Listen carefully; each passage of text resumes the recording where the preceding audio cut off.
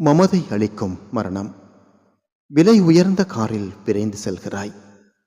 இரு சக்கர மோட்டாரில் இருமாப்போடு பறக்கிறாய். பக்கத்திலே மிதிவண்டியில் செல்லும் ஏழையை ஒரு புன்னகை தந்து பார்க்கக்கூட உன் அகந்தை தடுக்கிறதோ?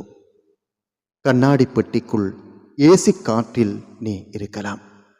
கண்ணிமைக்கும் நேரத்தில் நீ ஊர் கடந்து கூட போகலாம். ஆனால் மிதிவண்டிக்காரனை நீ ஏளனம் செய்யும் போது உன் தலைமாட்டில் காலன் நிற்பதை நீ அறியவில்லையோ? இன்று நீ ஓட்டும் வாகனங்கள் பல பல விதங்களாக இருக்கலாம். ஆனால் நாளை நீ ஏறும் வாகனம் ஒரே விதம்தான். 4 பேர் தோள் சுமக்கும் அந்த பாடையனும் வாகனத்திற்கு நீயாக ஒருபோதும் டிரைவராக ஆக முடியாது. உன் செல்வமும் செல்வாக்கும் சுடுகாட்டு வாசல் வரைதான்.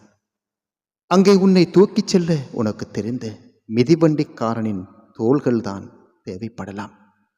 கப்பலில் சென்றாலும் கார்களில் மிதந்தாலும் கடைசியில் கபரு எனும் 6 அடி நிலமே அனைவருக்கும் சொந்தம். அகந்தையை விடுத்து அன்பை சேமிப்பதே உண்மையான செல்வம்.